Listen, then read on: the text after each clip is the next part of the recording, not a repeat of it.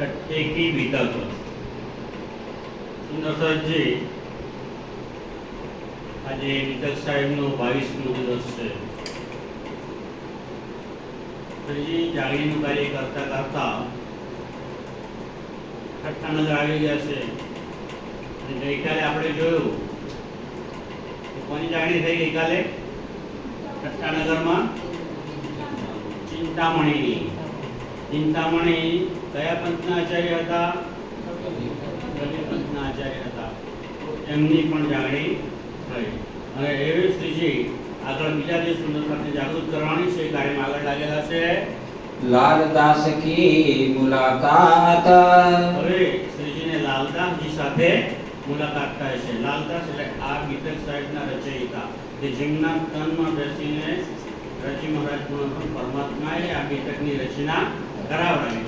એનું પહેલું નામ હતું લક્ષ્મણદાસ શેઠ, પછી તો લાલદાસજી બન્યા, પણ પહેલા એમનું નામ શું હતું? લક્ષ્મણદાસ શેઠ। તો એમની કેવી રીતે જાણી કરે છે? જીન બાત આયે મિલે આવીને મળ્યા સોય કહો ફેર બાત। એ ગઈકાલે કહે છે થોડીક વાતો થઈ ગઈ, પણ એ કેવી રીતે ત્યાં આવીને મળ્યા અને એમને કેવી રીતે પારબ્રહ્મનો સાક્ષાત્કાર થયો અને કેવી રીતે બધી સમજણ પડી એની આગળ હવે વાત કરું છું। તબ લાલદાસે કહ્યા ત્યારે લાલદાસ જે કહે છે મોકોલે ચલો તુમા કે ભાઈ તમે મને ત્યાં એ સાધુ પાસે લઈ જાઓ, કારણ કે એમને પહેલા આવી કોણ વાત કરે છે? જિંદાદાસ માળ, પછી ચતુરાપુર કરના આવે છે તો એ પણ આવીને વાત કરે છે કે શિવજી તમને એની પહેચાન કેવી થઈ છે અને કેટલી થઈ છે, તમે ચાલો, તમે અત્યાર સુધી ભાગવતની ચર્ચા કરો છો, તમે તો પ્રકાંડ પંડિત છો અને તમે વ્રજ અને રાસની વાતો પણ કરો છો, પણ ત્યાં જઈને જોશો તો તમને ખરેખર ખબર પડશે કે વ્રજ અને રાસની લીલા ક્યાં થઈ હતી। मैं जाए मुलाकात करो હવે લાલાજી પાસે હું ત્યાં જઈને એમની મુલાકાત કરો, ये रहमत पावे हम એ રહેમત પાવે એટલે કે એ મહેર મને મળે, એમની કૃપા દ્રષ્ટિ મારી ઉપર થાય। मैं उन्हें पूछा तुम्हें ले चलो ત્યારે એ કહે છે તમે એમને ત્યાં હું તમને લઈ ના જઈ શકું, હું પહેલા એમને પૂછી લઉં, એમની પરવાનગી લઈ લઉં અને પછી તમને એમની પાસે હું લઈ જઈશ। बिना उनके हुकुमा અને એમના હુકમ વગર કે એમની પરવાનગી વગર હું તમને ત્યાં લઈ જઈ શકું નહીં। સાચી આવો જ એક પ્રસંગ આગળ પણ એક ઘટિત થઈ ગયેલો એ યાદ હોય તો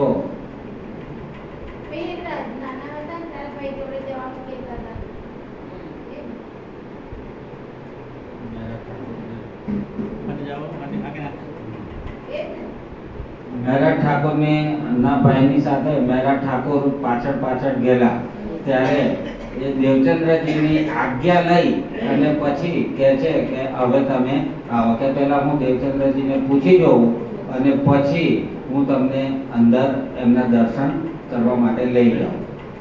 એવો જ પ્રસંગ આ છે કે ચતુરા પોરકર છે, એ ચતુરા પોરકર અત્યારે હા લાલદાસજીને કહે છે કે હું પહેલા શ્રીજીને આજ્ઞા લઈ લઉં અને એમની આજ્ઞા જ્યારે મળે ત્યારે હું તમને ત્યાં એમના દર્શન કરવા માટે લઈ જઈશ। બોલો શ્રી પ્રાણનાથ પ્યારે કી જય। માફ કરજો વચ્ચે ના જે વાત છે સારી કરે છે। ચતુરે આએ અરજ કરી એ ચતુરાપુર કરનાએ જે શ્રીજી પાસે આવીને અરજી કરી લાલ ચાહ કરે દીદાર એ શ્રીજી અહીંયા એક લાલદાસજી નામના વ્યક્તિ છે, ખૂબ ધનાઢ્ય શેઠ છે અને એ ભાગવતના કથાકાર પણ છે, પંડિત છે અને એમને તમને મળવાની ઈચ્છા થઈ છે। लक्ष्मण उनका नाम है એનું નામ શું છે? લક્ષ્મણદાસ છે। हय तालिबा धनी निर्धार તાલીબ ધની નિર્ધાર એટલે કે એમને એ ધણી પ્રત્યે તાલીબ છે અને જાણવાની તાલાવેલી છે અને ઈચ્છા રાખે છે તો હું એમને તમારી પાસે લઈ આવું। हुक्म हुआ श्री राज का તે રાજ કા હુકમ હુઆ, રાજ્ય હુકમ કર્યો કે હા ભાઈ જે અમને જાણવાની ઈચ્છા હોય તો આપણે તો બધાને જણાવવા તૈયાર જ છીએ, તો તમે એમને લઈ આવો। उनको बुलाओ सीताबा અને તરત જ જેટલું બને એટલું જલ્દી અહીંયા લઈ આવો. કાહુ ને મને કરી. પણ ત્યાં જે બીજા ઠઠ્ઠા નગરના સુંદર સાથ બેઠેલા ને જે સાંભળતા હતા એમાંથી કેટલાક લોકોએ મનાઈ કરી કે ના ના શ્રીજી અમને બોલાવશો નહીં. કેમ કે એ શેઠ તો બહુ જ ગુમાની છે, બહુ અભિમાની છે, ભાગવતના જાણકાર છે ને એટલે એમને બહુ એનું અભિમાન છે અને એ કોઈની સાથે વાત પણ કરતા નથી. અને અમે મોટા શેઠ છે કારણ કે ધનવાન પણ એટલા બધા છે કે અહીંયા ઠઠ્ઠા નગરમાં એમને એટલું કોઈ ધનવાન નથી એટલે એનું અભિમાન છે એટલે એમને તમે બોલાવશો નહીં. ફેર મહેર કરી ઉનકે બાબર. મહેર કરી પણ પૂર્ણ પરમાત્મા એમ તો મહેર કરી અને એમણે કીધું ના ના ગમે તે હોય પણ જેને જાણવાની ઈચ્છા હોય તો એમને અહીંયા લઈ આવો. આયા બોલાવના ચતુરા. તો ચતુરા બોરકરના ફરી પાછો હવે લક્ષ્મણદાસ શેઠને બોલાવવા માટે આવી ગયા. ચલા આપને સંગ લગાએ. અને પોતાની સાથે લક્ષ્મણદાસ શેઠને લઈને ચાલી નીકળે છે. આયે પહોંચે કદમો. અને ત્યારે એ લક્ષ્મણદાસ શેઠ અહીંયા શ્રીજીના ચરણોમાં આવીને પ્રણામ કરે છે. ભેટ કરી બનાએ. એની સાથે મુલાકાત થાય છે. દેખત હી દીદાર કો. હવે જ્યારે લક્ષ્મણદાસ શેઠે શ્રીજીના દર્શન કર્યા, એમના દર્શન કર્યા, દીદાર કર્યા ત્યારે બડો જો પાયો સુખ. એમની આભા એનું સૌંદર્ય દીપ્યમાન રૂપ જોઈને લાલદાસ શેઠ ખૂબ જ આનંદ પામી ગયા. બહુ આટલા સરસ સાધુ, આટલા મોટા સાધુ છે એનું દર્શન કરીને જે તો અભિભૂત થઈ ગયા.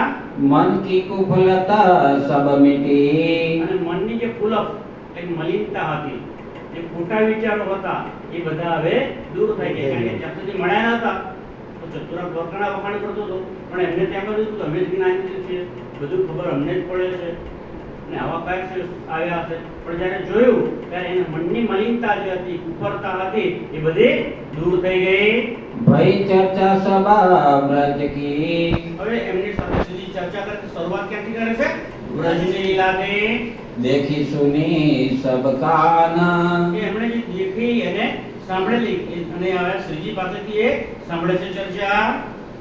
તબ આય ઈમાન કી. અને ત્યારે હવે એ લાલદાસજીને ઈમાન આવી ગયો. હોય ગઈ પહેચાના.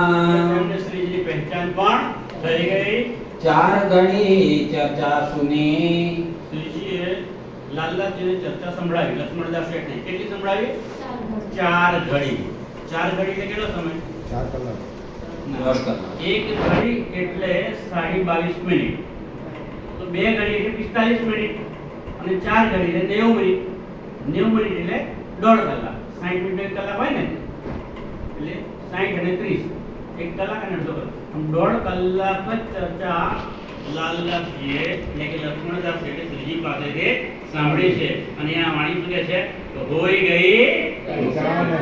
અને એમને આપના સ્વરૂપની પહેચાન થઈ ગઈ. હોય ખુશાલી માના. અને એમનું મન પ્રફુલ્લિત થઈ ગયું. ફેર કે લાલ ગરવાએ. પછી લાલદાસજી શ્રીજીને પ્રણામ કરી અને પોતાની ઘેર આવે છે. રહા કદમો દિલ મોમીના. પણ ઘરે આવી ગયા, શરીરથી ઘરે આવી ગયા પણ એમનું દિલ ક્યાં રહ્યું છે? કદમો દિલ મોમી. જેને સુંદરતા કહેલા એ શ્રીજી હતા એમના તરફ જ એમનું દિલ તો રહેલું છે. કારણ કે એમને એના એ વિચાર આવે છે કે શ્રીજીએ કઈ એમને વાતો કરી. ફેર કે ચર્ચા સુનને. અને પછી ચર્ચા સાંભળવા માટે આય બેર દો ચાર. ત્યાર પછી 2-4 વખત પાછા શ્રીજીની ચર્ચા સાંભળવા માટે આવ્યા. બાગ में जिंदा दास કહી. હવે એક દિવસ લક્ષ્મણદાસ શેઠ પોતાના બાગમાં જમ્યા પછી આટા ફેરા કરતા હતા. તો એ વખતે ત્યાં કોણ આવે છે બાગની અંદર? એમનો માળી. એમનું નામ શું છે? જિંદાદાસ. તો જિંદાદાસ માળી શેઠ પાસે આવે છે. ધામ પેઠે બિના વિચાર. અને આવી અને એમને કહે છે કે હે લક્ષ્મણદાસ શેઠ, તમે ત્યાં જઈને તો આવ્યા, ચર્ચા પણ સાંભળી આવ્યા અને તમારું દિલ પણ પ્રફુલ્લિત થઈ ગયું. શું હવે તમને એ પરમધામમાં બેસવાનું કે પરમધામ તરફ વળવાનો કઈ વિચાર આવે છે? ફેર ચર્ચા માર્કંડ કી. અને ત્યારે લાલદાસજીને પૂછે છે કે એ કેવી રીતે કરશે? એ દિવ્ય દ્રષ્ટિ તો આપણી પાસે છે નહીં, તો કેવી રીતે કરશે? તો પછી એ જિંદાદાસ માળી એમને માર્કંડનું એક દ્રષ્ટાંત આપે છે કહ દિખાયા દ્રષ્ટાંત એ માર્કંડનું દ્રષ્ટાંત જિજ્ઞાદાસ માળી એમના શેઠ લાલદાસજીને કહે છે તબ નજર ખુલી બાતન અને કી જ્યારે આ દ્રષ્ટાંત પૂરું થયું ત્યારે લાલદાસજી એટલે કે લક્ષ્મણદાસ શેઠની નજર બાતુની નજર, આ દ્રષ્ટિ નહીં, આ ચર્મની દ્રષ્ટિ નહીં, પણ બાતુની એટલે કે અંતરની દ્રષ્ટિ, અંતર દ્રષ્ટિ ખુલી ગઈ. દેખી દ્રષ્ટ એકાંત અને દેખી દ્રષ્ટ એકાંત, પોતે જ આ પરમધામમાં મૂળ વેલાવાની અંદર રાજી મહારાજના ચરણોમાં એમની પર આત્મ જે બેઠેલી છે એને પણ એમણે જોઈ લીધી. ગીતાવર ભાગવત કે ગીતા અને ભાગવતના ખોલ દિએ સબ દ્વાર બધા દ્વાર એમનાથી ખુલી ગયા. આઈ વસ્ત અખંડ અત્યાર સુધી તો ગીતા અને ભાગવતની ચર્ચા કરતા હતા ને, લક્ષ્મણદાસ પણ એના હતા, તો એ અત્યાર સુધી એમને જ્ઞાન ક્યાંનું હતું? ગીતાનું અને ભાગવતનું. પણ હવે એમને જ્ઞાન ક્યાંનું થઈ ગયું? પરમધામનું જ્ઞાન, અખંડનું જ્ઞાન પણ થઈ ગયું. દેખે ધની નિર્ધાર અને એમણે મૂળ વેલાવાની અંદર સાક્ષાત ધામ ધણીને બેઠેલા જોયા. આયા જોશ વસ્તકા અને એ વસ્તુ ત્યાંનો જે પરમધામનો જોશ છે એમની અંદર આવી ગયો. રહી ન કછુ સુદ અને એમને પછી આ દુનિયાની આ માયાની કોઈ સુધ રહી નહીં. લોક. સાચી. તો અહીંયા એવું તે કઈ વાત કરી? કોણે? ચિંદાદાસ માળીએ એમને કઈ એવી વાત કરી કે જેમને હવે બધી ખબર પડી ગઈ અને એમને એમ થઈ ગયું કે ના, અમારી આત્મદ્રષ્ટિ ખુલી ગઈ. તો ચિંદાદાસ માળીએ એમને માર્કંડનું દ્રષ્ટાંત કહ્યું. સાંભળ્યું છે માર્કંડનું દ્રષ્ટાંત? હે? હા. હા. તો જે નવા સુંદર છે એમના માટે થોડુંક એનું વિવરણ કરીએ કે માર્કંડ ઋષિ છે એ નારાયણ ભગવાનની પૂજા કરતા અને એમને સેવતા હતા, ધ્યાન ધરતા હતા. તો એક વખતે નારદજી આવીને એમને કહ્યું કે માર્કંડજી, તમે નારાયણ ભગવાનની ભક્તિ આટલી બધી કરો છો ને, તો આજે નારાયણ ભગવાન તમને પ્રસન્ન થવાના છે અને તમને સાક્ષાત દર્શન આપશે. પણ જ્યારે એ તમને દર્શન આપે ત્યારે તમે એમની પાસે માંગી લો. તમે માંગવાનું કહેશે કે માંગો, જે માંગું તું આપ, તું જે માંગી તું મને આપી દઈશ. તો તમારે એમની પાસે માંગવાનું કે હે નારાયણ ભગવાન, તમે મને માયા બતાવો, અને માયા બતાવો અને સાથે સાથે તમારા ચરણોથી મને દૂર પણ કરશો. બંને એક સાથે માંગી લીધું. તો પછી જ્યારે માર્કંડજીને ભગવાને દર્શન આપ્યા નારાયણ ભગવાને, ત્યારે નારદજીને કહ્યા પ્રમાણે એમણે માંગી લીધું કે ભગવાન, તમે મને માયા બતાવો, મારે માયા જોવી છે, અને માયા જોતા જોતા તમારા ચરણોથી મને દૂર પણ કરશો નહીં. તો આ કોણે માંગ્યું? માર્કંડજી. કોની પાસે માંગ્યું? નારાયણ ભગવાનની પાસે. તો હવે નારાયણ ભગવાન કે સાવ તારે માયા જોવી છે ને, તો તું મારા ચરણોમાં બેસી જા. તો માર્કંડજી કહે છે કે ના ભગવાનજી, એમ નહીં, હે નારાયણ ભગવાન ઉભા રહો, હું તમારું પહેલા તિલક કરી, હું તમારી પૂજા કરી દઉં. અને એટલા માટે એ ફલ લઈ અને ચંદન ઘસવા માટે બેસે છે. અને એ જ વખતે નારાયણ ભગવાનની કૃપા થઈ જાય છે અને એમને માયા બતાવી દેશે. તો એ આમ ઘસે છે એ જ સમયે એમને ધ્યાનની અંદર થઈ જાય છે કે ના, હું તો બહુ નદીની અંદર ફસાઈ ગયો છું અને પોતે પોતાને કઈ રૂપમાં જોવે છે? સ્ત્રીના રૂપમાં જોવે છે કે સ્ત્રી છે. અને પછી વસ્ત્રવિહીન, કપડાં પણ હોતા નથી, તે પાણીમાં તણાઈ જાય છે, આગળ ડૂબકા ખાય છે, બહાર નીકળે ડૂબકે છે. તો એ રીતના આવે છે. હવે નદીને કિનારે એક સાધુ ધોબી બેઠેલો હતો. તો એ ધોબી એને જુએ છે, એને દયા આવે છે, દુઃખ સ્ત્રી બિચારી તણાઈને આવે છે, તો એને બચાવવા માટે જાય છે, એને બચાવી લે છે. અને ધોબી તો કપડાં ધોવા આવ્યો છે, એની પાસે કપડાં ઘણા બધા હોય એટલે એમના કપડાં પણ એને આપે છે પહેરવા માટે. સ્ત્રી કપડાં પહેરી લે છે. પછી એને પૂછે છે કે તું ક્યાંથી આવી છું, તું કોણ છું, તારા માતા પિતા કોણ છે? પણ ધોબીના સ્ત્રીના રૂપમાં કોણ છે? માર્કંડ રૂપ છે. તો એમને હવે જે પાણીમાં તણીને આવ્યા તે ખબર પણ થતું નથી, શુદ્ધ બુદ્ધ હોતી કંઈ બોલતા નથી. એટલે એને લાગે છે કે આ તો ગાંડી છે કે શું છે. પણ થોડી પછી વાતો કરે છે એટલે એને એમ થાય છે કે હું પણ એકલો જ છું, મારું લગ્ન થયેલું નથી તો તું મારી સાથે લગ્ન કરી લઈશ? પેલી તો કઈ બોલતી જ નથી, પણ એમ માને છે કે હવે હા કરશે, જઈને એની સાથે લગ્ન કરી લેશે અને પોતાની ઘેર રાખે છે. આમ 2 મહિના 4 મહિના 6 મહિના વ્યતીત થાય છે, એમનો સંસાર સુખેથી ચાલે છે. એ ઘેર જમવા પાણી બનાવે છે અને આ ધોબી કપડાં ધોવા જાય છે, ઇસ્ત્રી કરીને લોકોને આપી દે છે. એકાદ વર્ષ જેવું થવા આવે છે અને એમને ત્યાં એક બાળકનો જન્મ થાય છે. હવે બાળકનો જન્મ થયો એટલે બાળકનું લાલન પાલન અને પોષણ કરવું પડે. એટલે આ ધોબીની સ્ત્રી બની ગઈ હતા તો માર્કંડ ઋષિ, પણ ધોબણ બની ગયા તે હવે ધોબી પ્રત્યે ખાસ ધ્યાન આપી શકતા નથી. પણ એ સમજે કે સારું ભાઈ નાનું બાળક છે ને એટલે એની સેવા કરે છે, કાંઈ નહીં. પણ એમ કરતા કરતા સમય જાય છે, બીજું વર્ષ થાય છે અને બીજું બાળક થાય છે, ત્રીજું વર્ષ થાય છે અને ત્રીજું બાળક થાય છે. હવે એ ધોબણને કામમાંથી કઈ નવરાશ મળતી, પહેલા જે ધોબીને કામમાં મદદ કરાવતી હતી હવે એ કઈ મદદ પણ કરાવી શકતી નથી. અને દિવસે દિવસે ધોબીના કામકાજમાં વધારો થઈ જાય છે એટલે ગુસ્સે થાય છે કે બધું કામ મારે જ જાતે કરવું પડે છે. પહેલા જે પ્રેમ હતો એ હવે નફરતમાં બદલાઈ ગયો અને લડવા લાગ્યા, એકબીજા જોડે ઝઘડો કરવા લાગ્યા. હવે તો ધોબી એને મારપીટ પણ કરવા લાગ્યો.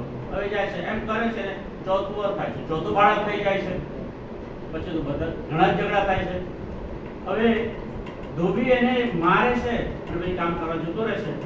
તો આ ધોબણ વિચારે છે કે આટલી બધી ઝંઝટ કરું છું છતાંય મારે મારા જ ખાવા આવે છે, તો આના કરતા તો સારું હું આત્મહત્યા કરીને ગળા ફાંસો નાખવાનું તૈયાર કરે છે કે હવે આજે મારે મરી જ જવું છે. તો એ જ વખતે નારાયણ ભગવાન અને બારણી ટકોરા મારે છે. તો એ ધોબણ બારણું ખોલે છે તો કોણ છે? એને એમ લાગે કે ધોબી આવી ગયો છે અને આવશે તવડા મને મારશે. ડરીને બારણું ખોલે છે તો સામે કોણ હોય છે? નારાયણ ભગવાન સાધુ રવેશ લઈને આવ્યા છે અને એ કહે છે કે મારે તારી પાસેથી ભિક્ષા જોઈએ છે. તો કે જો મારે આપી તો બોલી જાઓ જલ્દી, કારણ કે મારે હવે મરવું છે. આ સંસારથી હું ત્રાસી ગઈ છું, કંટાળી ગઈ છું. તો નારાયણ ભગવાન જે સાધુ રવેશમાં આવ્યા છે એમ કહે છે કે જો બેન હું તમારી પાસે વસ્તુ તો લઉં, પણ મારો નિયમ છે કે જ્યાં સુધી હું માર્કંડ ઋષિની કથા ના સંભળાવું ને ત્યાં સુધી તમારી પાસે કોઈ લઈ શકું નહીં. એટલે તમે બેસો અને હું તમને માર્કંડ ઋષિની કથા સંભળાવું. તો ધોબણ કહે છે અરે જાઓ જાઓ જતા રહો, ધોતા રહો, ઘણા જો ક્યાંથી આવ્યા? કયા માર્કંડની કથા સંભળાવી? જો આ 4 માર્કંડ મારી ઘરે પડ્યા. બાળકો કે મારી કથા પૂરી થતી નથી, આ 4 નહીં પડ્યા, 4 માર્કંડ પડ્યા. બોલો તમને કઈ કોની કથા સંભળાવું? સાધુ માનતા ના મારે કથા સંભળાવી છે. એ શરૂઆત કરશે કે એક માર્કંડ ઋષિ હતા, એ નારાયણ ભગવાનને પ્રાર્થના કરતા હતા. એક વખત નારાયણ ભગવાન પ્રસન્ન થઈ ગયા અને એમણે કીધું તું માગે આપું. તો એમણે માંગી લીધું કે મને માયા બતાવો અને સાથે સાથે તમારા ચરણોથી દૂર પણ ના કરશો. ભગવાને માયા બતાવી અને એક પલની અંદર એમની પર ફરાપોશી આવી ગઈ અને એ બેભાન બની ગયા અને પોતાની જાતને જોવા લાગ્યા કે નદીમાં તણાય છે. તણાતા કિનારા પર ગયા, એક ધોબી મળી ગયો. ધોબી એને પ્રસ્તાવ મૂક્યો, એની સાથે એમણે લગ્ન કરી લીધું. એમને સમય જતા એક બાળક થયું, પછી બીજી બાળક થયું, ત્રીજું બાળક. હવે એમને ઘરમાં ઝઘડા થવા લાગ્યા તો ધોબી એને મારવા લાગ્યો. આટલી વાત કરે છે અને પેલે ધોબણ કે જે મારનારું છે એમને એકદમ આ તો મારી જ વાત છે, આ તો મારી જ વાત છે. અને એટલામાં જ ભગવાન એમની ઉપરથી ફરાપોશીનું આવરણ હટાવી લે છે અને જુએ છે એ વખતે માર્કંડ રૂપે જે પણ ચંદન ઘસતા હતા ને અડધું ચક્ર પણ ભર્યો અને એટલામાં તો એમને આટલી બધી માયા બતાવી દીધી. તો આ ઉદાહરણ જિંદાદાસ માળી કોને કહે છે? લક્ષ્મણદાસ શેઠને.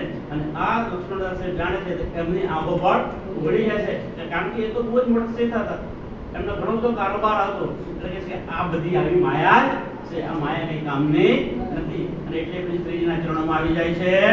લૌકિક દ્રષ્ટા ઉતાર ગઈ. લૌકિક દ્રષ્ટિ જે હતી ધન કમાવાની, વેપાર કરવાની, ધંધો કરવાની, એ બધી લૌકિક દ્રષ્ટિ હતી એમાંથી એમનું મન હવે ઉતરી ગયું. આઈ જાગૃત બુદ્ધ. અને એમની અંદર કઈ બુદ્ધિ પ્રવેશ કર્યો? જાગૃત બુદ્ધિ પ્રવેશ કર્યો. અનશુદ્ધ કછુ ના રહી. હવે જાગૃત બુદ્ધિ આવે કે તું આ સંસારની કોઈ પણ શુદ્ધ રહે નહીં, કારણ કે એમને હવે સંસાર પસાર લાગવા માંડ્યો. સંસારની કોઈ પણ વસ્તુ પ્રત્યે હવે એમને પ્રેમ રહ્યો નહીં. વહી આવે યાદ અને હવે એમને એ જ યાદ આવે છે કે પરમધામના 25 પગ રાજશ્યામાજી, એ સુવર્ણ સિંહાસન, એની પર બિરાજમાન રાજશ્યામાજી અને જે સખીઓ ત્યાં બિરાજમાન છે, એ દ્રશ્યો બધા એમને હવે યાદ આવવા લાગ્યા. દ્રષ્ટિ ફીરી ઉત છે એ દ્રષ્ટિ અહીંયા તેમની ત્યાં ફરી ગઈ. અપની જો બુનિયાદ પોતાની જે બુનિયાદ હતી, પોતાનું મૂળ સ્વરૂપ જે હતું એ પરમધામથી આવેલા છે, અને અહીંયા આવી અને માયામાં ફસાઈ ગયા છે. તો એમને હવે પેલી મૂળ બુનિયાદ કે જે મૂળ પરમધામની આત્મા હતી, એમની પરમાત્માને પણ ત્યાં પરમધામમાં જોઈ લીધી, તો એમને મૂળ બધી વાતો યાદ આવી ગઈ. इन समय कलयुग ने આ સમયે કળિયુગે बड़ा जो किया शोर કળિયુગે ખૂબ જ જોર કર્યું, કારણ કે ઠઠ્ઠાનગરની અંદર પણ જેમ પહેલા જોયું ને આપણે, જ્યારે દેવચંદ્રજી ગાંધીબાઈની ઘેર જામનગરમાં બેસીને ચર્ચા કરતા હતા, ત્યારે પણ કળિયુગે જોર કરેલું. એટલે બે માણસોને ઉઘલેલા ને દીવા પાછળ ગયા હતા. પછી હવે શ્રીજી જ્યારે દીપબંદર ગયા જયરામભાઈ કંસારાને ઘરે, તો ત્યાં પણ કળિયુગે જોર કર્યું. દજ્જાલ બનીને પેલા ચુગલી કરવા માટે મોકલ્યો હતો ને, ત્યાં પણ એવું જોર થયું હતું. અહીંયા પણ ઠઠ્ઠાનગરમાં જ્યારે શ્રીજી ચર્ચા કરે છે, ઘણા બધા સુંદર કથાઓ છે, તો ત્યાંના કેટલાક જે માણસો છે એમની અંદર કળિયુગ બેસી જાય છે અને આમનો વિરોધ કરવા માંડે છે. कछु न चला काहू को પણ જેની પર રાજ્યની મહેર હોય ને, તો કળિયુગ કે દજ્જાલ ગમે એટલું જોર કરે, સુંદરતાથી કશું જ ચાલે નહીં. रहे सिर पटाक કળિયુગ જેની અંદર બેઠો હતો, એ માણસો પણ આમનો વિરોધ કરીને માથું પટકીને થાકી ગયા, પણ એમનું કઈ ચાલ્યું નહીં.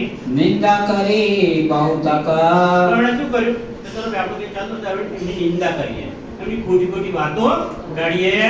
इत मदद हक પણ અહીંયા એમને મદદ કોની હતી? એ પૂર્ણ બ્રહ્મ પરમાત્મા રાજ્ય મહારાજ શ્રી હક્કની મદદ હતી. इन समय आया હવે આ સમયે ઠઠ્ઠાનગરની અંદર શ્રીજી ચર્ચા કરતા તો ત્યાં કયા કયા સુંદરસાદ આવ્યા હતા, એ સુંદરસાદના નામ આવે છે.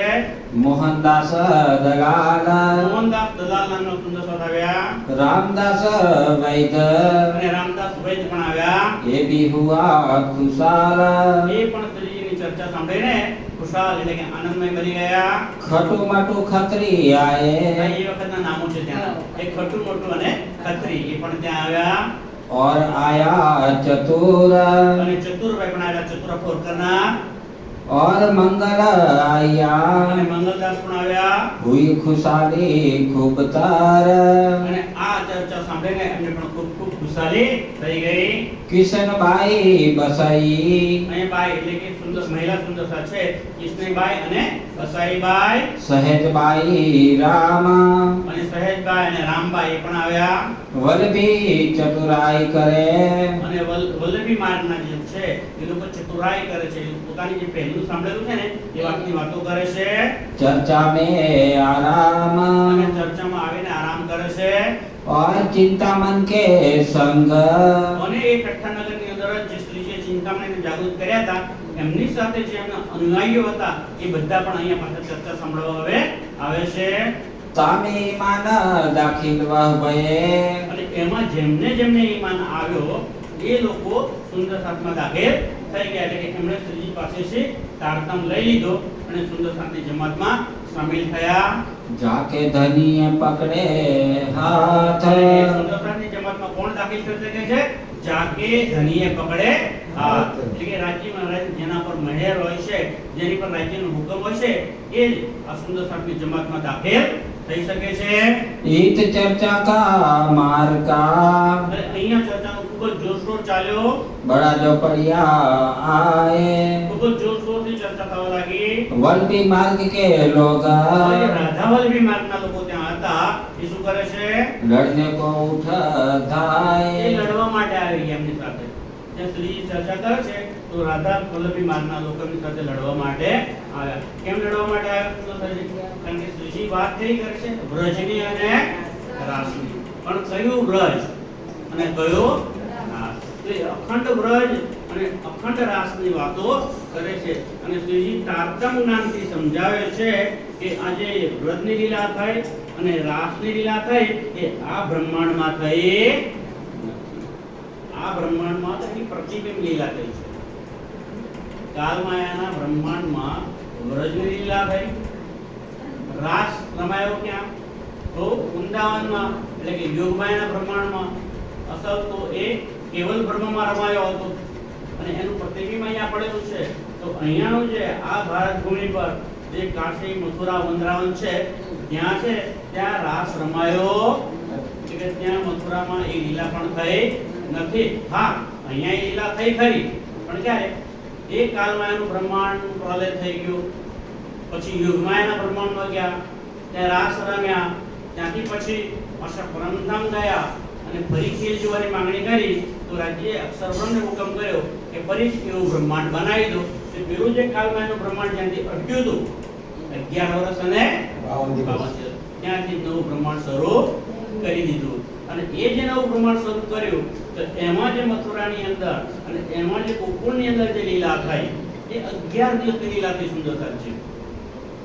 પણ એક વસ્તુ યાદ રાખો, સમજવા જેવી વાત છે કે જ્યારે બ્રહ્માંડની શરૂઆત કરી બીજા કાલમાયાના બ્રહ્માંડની, તો સૌથી પહેલા એ લીલાથી પહેલા અવસ્થાની અંદર જે મુસ્તફા બેગ હતા એમના તનમાં બેસી અને એમને દર્શન આપ્યા અને એમને કુરાન લખાવડાવ્યું એમની પાસે અને એ નિશાનીઓ પણ આપી દીધી. તો અહીંયા કાલમાયાનું બ્રહ્માંડ શરૂ થઈ તો પહેલા 11 દિવસની લીલા થઈ, 7 અને 4 11 ની લીલા થઈ. તો 7 દિવસની લીલા અહીંયા થઈ ત્યાં ગોકુળની અંદર. તો ત્યાં જે રાસ રમ્યા હતા, જે લીલાઓ કરેલી એ બધી લીલાઓ થઈ. અને પછી ગયા મથુરાના રાજા બની ગયા ને, તો એ 4 દિવસ લીલા કરી. અને એ લીલામાં એમણે શું કર્યું? તો મામા કંસને માર્યો, ઉગલ્યાપીઠ હાથીને માર્યો, બધા રાક્ષસોનો વધ કર્યો. અને જે એમના માતા અને પિતા હતા વસુદેવ અને દેવકી એને કંસના બંધનમાંથી છોડાવી દીધા. આ લીલાઓ થઈ. પણ સુરતાજી આ લીલામાં ભેદ છે. પહેલી જે લીલા થઈ 52 દિવસની અંદર, તો એમાં જે કૃષ્ણજી હતા એ કૃષ્ણના તનની અંદર અક્ષરની આતમ અને ધણીજીનો જોશ હતો. અને એ લીલામાં જે રાધાબાઈ હતા એમની અંદર પરમધામની શ્યામા મહારાણી હતા. અને ત્યાં જે સખીઓ હતી, જે ગોપીઓ હતી, એ ગોપીઓના તનની અંદર 12,000 પરમધામની આત્માઓ આવીને ઉતરી હતી. અને 24,000 અક્ષર બ્રહ્મની સુરતાઓ એ પણ આવીને ઉતરી હતી. તો એમણે રાસ રમ્યો હતો ગુજરાતમાં જઈને. પણ આ જે બ્રહ્માંડ ફરી જે નવું શરૂ થયું ને, તો ત્યાં જે રાસ રમાયો એમાંના જે કૃષ્ણ હતા, એમાં જે રાધા હતા, એમાં જે ગોપીઓ હતી, તો એ કૃષ્ણની અંદર એ પરમધામના જે પૂર્ણ બ્રહ્મ પરમાત્માનો જોશ હતો અને અક્ષરની આત્મ પહેલા હતી એ આ કૃષ્ણમાં રહી, બીજા બ્રહ્માંડમાં રહી નહીં. બીજું કે રાધાના તનની અંદર જે શ્યામાની આત્મા હતી એ પણ હવે રાધામાં છે નહીં. અને ગોપીઓના તનમાં જે 12,000 પરમધામની સખીઓ અને 24,000 અક્ષરની સુરતાઓ હતી એ પણ અહીંયા નથી. તો આ રાસ કોણ રમ્યો? આ લીલા કોણે કરી? તો પછી તો એ ગૌલોકી શક્તિ આવી. કઈ ગૌલોકી શક્તિ? કે જે રાસને રાજ્યએ અક્ષર બ્રહ્મની ઈચ્છાથી અખંડ કરી દીધો, એ શક્તિઓ ગૌલોકી શક્તિ આવી અને એમણે આ લીલા કરી. જ્યારે મથુરામાં ગયા તો ત્યાં કોણે લીલા કરી? તો ત્યાં વિષ્ણુ ભગવાનની લીલા થઈ. મથુરામાં જે લીલા થઈ ને, હા, કૃષ્ણના તનનો કોણ હતો? વિષ્ણુ ભગવાનનો જીવ હતો ને. તો એમણે એ બધી લીલા કરી છે. એ વખતે જે મામા કંસને માર્યા, વસુદેવ દેવકીને છોડાય, એ કે રાજ્ય કામ કર્યો એ તો પહેલા જ આવે છે. તો આ જે ભેદ છે કે પેલું વ્રજ અને રાસ કયું છે પણ થઈ ગયું, અને આ અત્યારે વ્રજ રાસ કયું છે એની વાત કરે છે. એટલે રાધા વલ્લભીઓના મનમાં આ વાત બધી બેસતી નથી અને એટલે એમની સાથે ખટપટ થયા કરે છે. એટલે એ લોકો અહીંયા લડવા માટે આવે છે. કારણ કે અખંડ રાસ તો કેવલ બ્રહ્મમાં રમાય અને અને વૃત્તિ લેવા કાળમાં એના પ્રમાણમાં થયેલી, પણ એ બંનેને અક્ષર ભ્રમની ઈચ્છા હતી કે આ મને ગણેશ બહુ સરસ છે આ લીલા, તો મને અખંડ કરી દો. તે અક્ષર ભ્રમના ચિત્તની અંદર એ લીલા અખંડ થઈ ગઈ. અક્ષર ભ્રમના ચતુષ્પાદ છે મન, ચિત્ત, બુદ્ધિ અને અહંકાર. તો મન ની અંદર અવ્યાકૃત ભ્રમ છે, ચિત્ત એ સબલેગ ભ્રમ, પછી બુદ્ધિ એ કેવલ ભ્રમ અને અહંકાર એ સત સ્વરૂપ. તો સત સ્વરૂપની અંદર બે ભિષ્ટ છે. ભિષ્ટ એટલે વિભાગો, એટલે મુક્તિના સ્થાનો.